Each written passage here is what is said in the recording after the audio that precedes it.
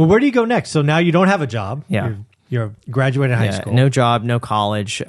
Still with your parents? Still living with mom and dad? Yeah, still living with parents. Okay. There was a point when I was doing the data entry that I started to look into getting my real estate license. Okay. So I had signed up online. I had gotten like these beginner textbooks to read through. Yeah. So like during my lunch or downtime or after working, I started going through the process of getting my real estate license. Okay. So by the time I left that, I was most of the way through, I believe, of getting through that real estate license. But what I would do instead is just go to open houses to meet agents. So every Sunday, I would go on. It was either online or maybe it was even in like a newspaper back then. I don't remember. But I would just look for listings that were over $5 million in Los Angeles. That was my criteria. That was the beginning of 2000. Why $5 million? I figured that if I wanted to be a real estate agent, I'd just start at the top. Oh. Like, I just thought, why waste my time? Why not? Yeah, If I'm going to do anything, I may as well just like $5 million and over. Like, okay. And this is $5 million 2008. Okay. So $5 million I would just go to these open houses and walk in. So stupid. I would say 20% of the time I pretend to be a buyer as some 18-year-old kid, and they would see through it. Oh. I'm sure, like looking back now, but I'd walk in and think, oh yeah, they're going to take me seriously. They never did. No. So I would go in though, most of the time and just be honest. I'd say, hey, I want to get my real estate license. What advice would you have for me? Like, how did you do this? How did you get started? And almost everyone is really dismissive. They say, how old are you? 18. Yeah, go to college. College would be nice. And everyone is saying like, it's a different market. It's difficult. So this again is 8. So we're already over the peak. Yeah, this is just like it had just peaked and things were slowing down. Okay. So pre like Lehman Brothers crash and everything, but things were really slowing down. Lending was contracting. Yeah. So everyone was really discouraging. There's one agent. Her name was Ginger Glass. I love that you remember all these names. Oh yeah, I remember everybody.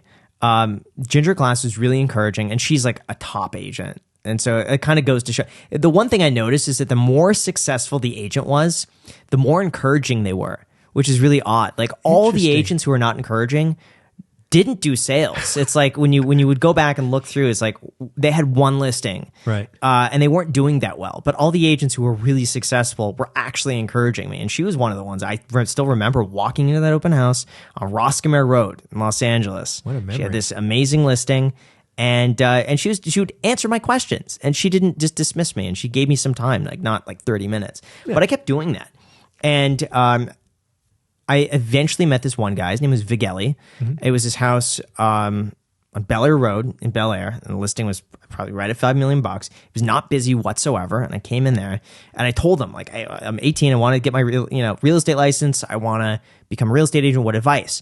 And he told me, I started around your age as well. I didn't have a college degree. I moved here all the way from Greece. I didn't know any English. I worked as as a busser at a restaurant.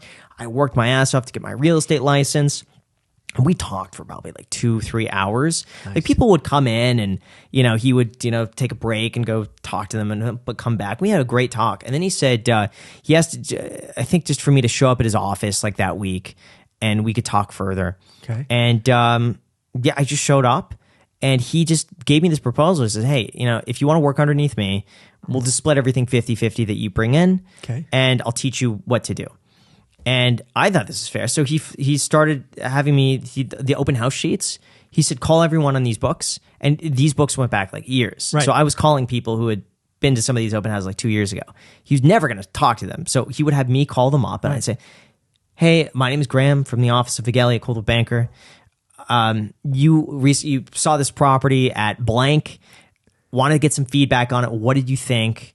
Oh yeah, you didn't like it. What didn't you like about it? All right, cool. What is it that you're looking for, by the way? Mm-hmm. If I have anything else for you, I'll pass it by you. Right. Go over what they want. Okay, cool. Is this the best email for you? Okay, perfect. You'll get an email from me in 10 minutes. I'll send you what I would recommend you see. Just let me know. If it's not for you, just call me and I'll send you some other properties. Yeah. And it's funny, everyone that I called and was just like, hey, you stopped by this open house. I just want to get feedback. Just could you tell us honestly what you thought of it? Like no one was rude.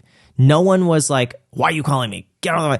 But I also think it's a different time back then when now you have like text messages and emails. People hate getting calls. I think back then it was more of like a new, not a novelty. Like, getting a phone call. It's not the same now.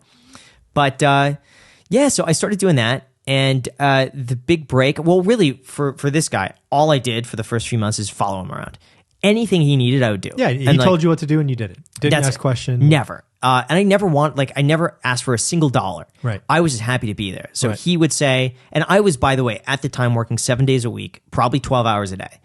Every day. I would be in the office before him, and I would leave. He would be in the office late, like 10 p.m. But I'd leave with him. He leaves at 10, I leave at 10. Okay. Anything he wanted me to do. If he would say, hey, Graham, take my car and go put up 12 open house signs on Wilshire Boulevard. Done. Fine. Graham, if you could go and grab this from this property, bring this check to this fine, I'll do anything. Didn't matter. I didn't want money. I just wanted to learn.